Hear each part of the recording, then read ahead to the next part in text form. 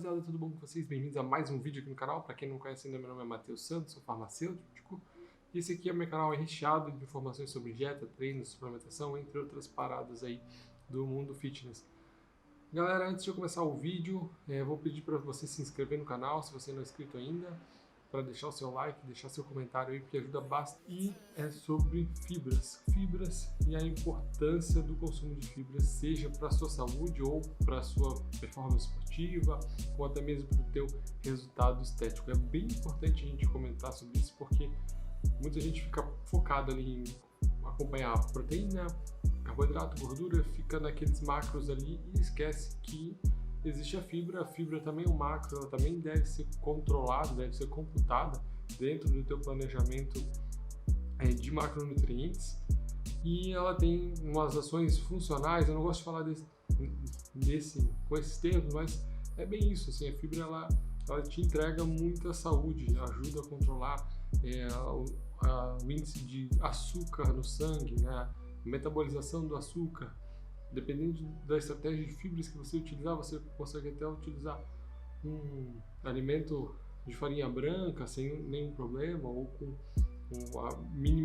minimizando o efeito de um pão, o efeito de um macarrão normal. Então, assim, são diversas estratégias que a gente pode utilizar com as fibras para aumentar a saúde e melhorar a nossa vida aí dentro de uma dieta, dentro de um planejamento para performance esportiva ou estética. Então, nesse vídeo eu vou te explicar tudo sobre fibras, o que são as fibras, qual a diferença entre elas e como que a gente vai fazer a utilização das fibras na dieta. Então, as fibras basicamente são carboidratos complexos resistentes à ação das enzimas, ou seja, o teu corpo ele é incapaz de processar, de fazer digestão das fibras.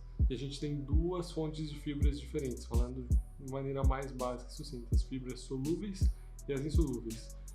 Elas são caracterizadas pela solubilidade dela lá no nosso intestino. Então, as solúveis quer dizer que elas são solúveis em água e elas formam géis. Então, essas são aquelas que vão promover mais saciedade, que são aquelas que vão ser fermentadas lá no teu intestino, que são aqueles famosos pré-bióticos.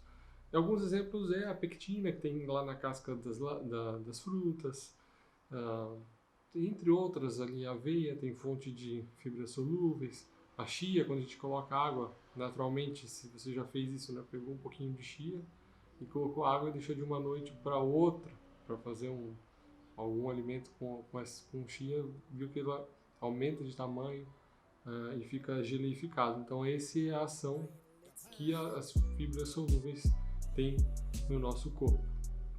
Outras fontes de fibras são as insolúveis.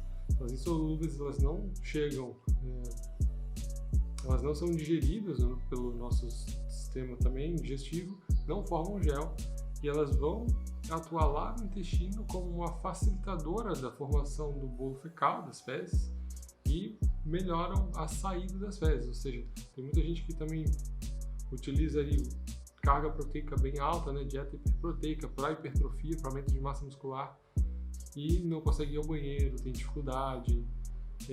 Entre outras coisas, o que a gente pode fazer é a manutenção e a correta ingestão de fibras. E esse tipo de fibra é aquela fibra que a gente vai melhorar as idas ao banheiro. Então, assim, é bem importante a ingestão de fibras, principalmente a gente ter um mix entre as duas fibras, né? As insolúveis e as solúveis. Geralmente, essas fontes de fibras que a gente tem nos alimentos, elas são compostas das duas. Então, a gente não precisa se preocupar muito em qual a gente escolher, porque se você colocar vegetais, brócolis, aspargos, entre outros, né, os legumes todos, você já vai ter essas duas fontes ali bem divididinho. Já nos alimentos, eles já são também boas fontes de micronutrientes também. Ou você pode fazer a suplementação dessas fibras, né? A gente tem a FOS, que é uma fibra solúvel muito boa, temos o Psyllium, que ela é bem famosa também. O Psyllium tem fonte de fibra solúvel e insolúvel. Você pode estar trabalhando com essas fontes sem problema. O próprio trigo, né? A fibra do trigo, que ela é bem barata e você pode fazer utilização também sem problema nenhum. Agora, como que a gente implementa esse tipo de fibra sem nenhum, né, não prejudicar a tua saúde, porque fibra demais é ruim, fibra de menos também, então a gente precisa sempre ter um equilíbrio.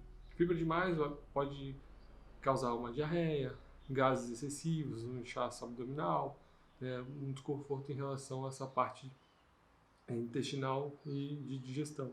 E menos fibras, a gente, né, não tem ali a fonte, né, dos prebióticos, que são fontes, né, para as bactérias do nosso intestino regularem a nossa flora intestinal, e algumas pessoas podem ter prisão de ventre, dificuldade de ir ao banheiro, entre outros sintomas. Então, é bem intuitivo você ir ajustando a quantidade de fibras, mas o que os estudos recomendam é 14 gramas de fibras a cada 1000 calorias. Então, por exemplo, como que você vai então estimar, né, essa quantidade de fibras? Como que você organiza essas 14 gramas a cada 1000 calorias? Você faz o cálculo de quantas gramas de fibras você precisa durante o dia, loga lá do MyFitnessPal, que são esses aplicativos para você acompanhar os seus macros, um exemplo de cardápio que você já utiliza, ou a sua própria dieta, coloca lá e vê quanto que deu de fibra daqueles alimentos. Se você está muito longe aí do teu objetivo de fibras, você tenta trocar alguns alimentos, né, por integrais, adicionar mais porções de frutas para ir equilibrando dentro dos teus macros, né, as fibras, e pode fazer a suplementação em alguns desses intervalos. Eu sempre sugiro que, por exemplo, você nunca faça suplementação muito agressiva das fibras. Por exemplo, faltam 20 gramas para eu bater minhas fibras e eu vou fazer 20 gramas de uso pontual. É muita fibra de uma vez só. Então, bem provável que teu corpo vai sentir alguns efeitos colaterais. O ideal é sempre espaçar esse consumo de fibras. O legal das fibras, né, para a gente pensando em emagrecimento, pensando em saúde, como elas ajudam nesse volume, né, alimentar, aumenta o volume alimentar, formam os géis que diminuem a absorção, o esvaziamento gástrico, diminui a absorção de nutrientes no intestino. Então, assim, a gente consegue reduzir o índice glicêmico de um pão. Por exemplo, você vai lá, toma um sachê de psyllium antes de um pão normal, né? Aquele pão de padaria. Você consegue reduzir o índice glicêmico desse pão porque você tomou uma fibra antes, né, de comer o pão. Você consegue diminuir a absorção de gordura porque você está utilizando uma fonte de fibras. Então, a gente consegue, assim, principalmente quando a gente fala de emagrecimento, a gente consegue utilizar as fibras, assim, de uma maneira, com uma estratégia, uma ferramenta muito positiva dentro da dieta. Então, é legal para você melhorar a sua saciedade, melhorar a resposta glicêmica dos alimentos, e pode usar e abusar das fibras nesse sentido no emagrecimento, é bem positivo.